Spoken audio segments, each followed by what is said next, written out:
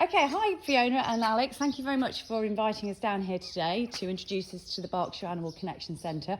I'd love to hear more about how you started the charity and what you've been doing in the time of the last, however long you've been running the charity for. So over to you, Fiona. Thank you.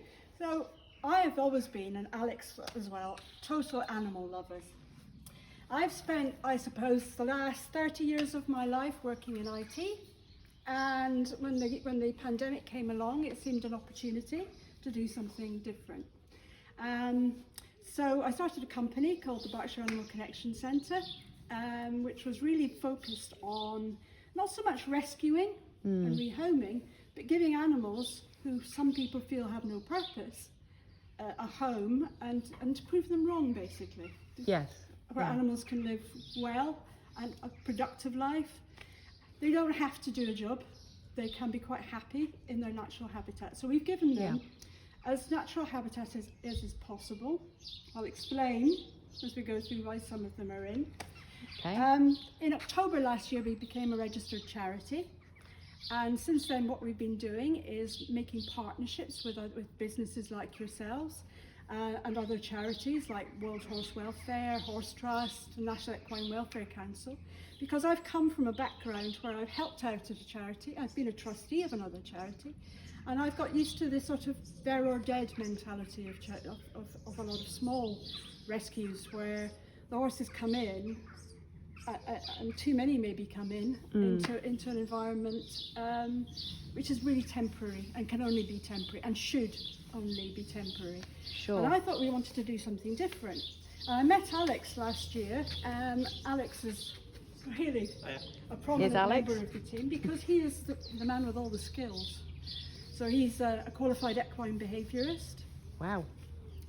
Which is not an easy thing to do, and the youngest equine behaviourist, but he is very mature beyond his years. He's also runs web companies. He can solve any problem. He's au fait with farm machinery. Can't get him away for tractors.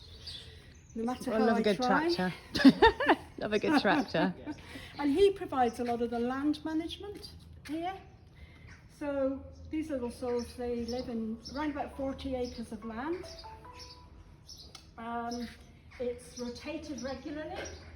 We have full worming protocol and process to manage their health.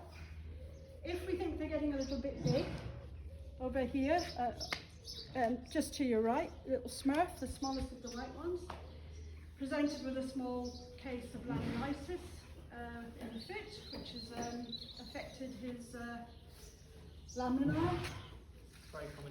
Very common in native ponies generally. Too much grass, too rich grass, and in this case, frozen grass. So in the winter, they're quite liable. They're quite liable to catching this, and it's basically when the frosted grass starts to thaw, the sugar all rushes in to save the grass, and he got too much sugar. So he was walking around very lame. So he's been in to lose weight and to help with the sorting the rotation in his foot, which was I think 5 degrees, very small rotation, which has successfully done. It's gone now. So in terms of, just a quick question on the pandemic, obviously the pandemic's hitted businesses, charities, organisations very hard. Obviously now starting things, I guess, are getting a bit easier because we're coming out of lockdown.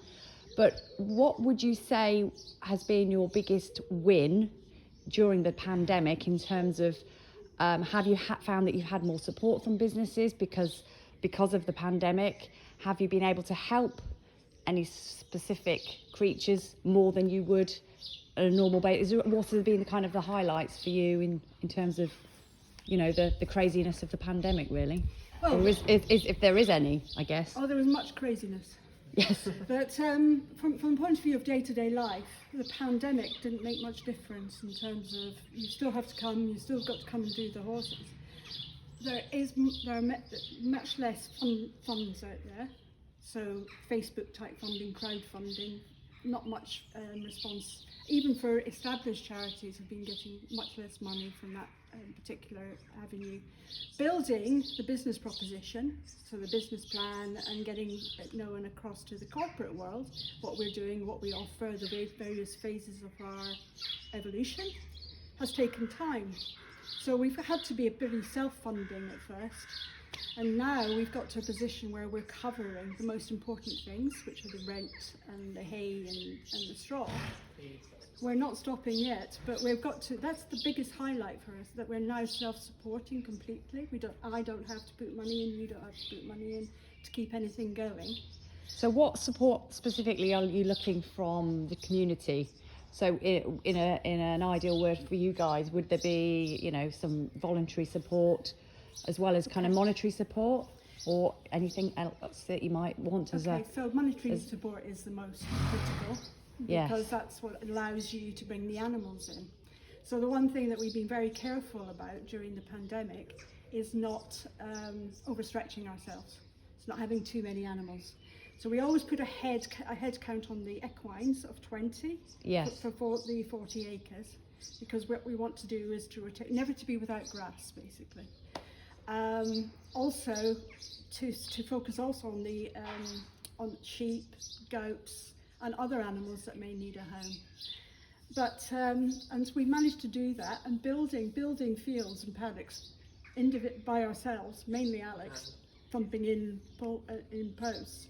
Everything's been done pretty manually, as cheaply as we possibly could, because all the money we want to put into this goes into the animals. So firstly, money.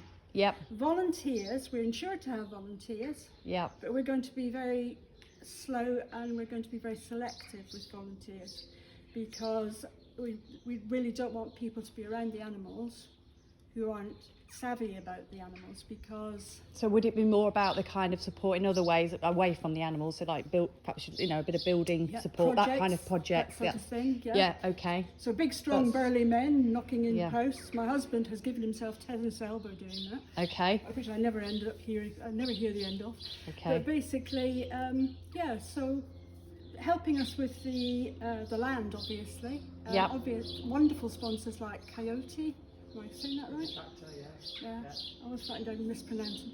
Coyote and David Cliff, On Point Recovery over there, who give us a monthly donation, so that means you don't have to worry about your rent, and you can get on with bringing the and obviously A1 Group. Yes, A1 Group, sorry. Okay. How to completely stuff up an interview. Okay, well, thank you very much for explaining about the charity, Fiona. It's been lovely to meet you and the animals. Thank you very much. And thank you very much, A1 Group.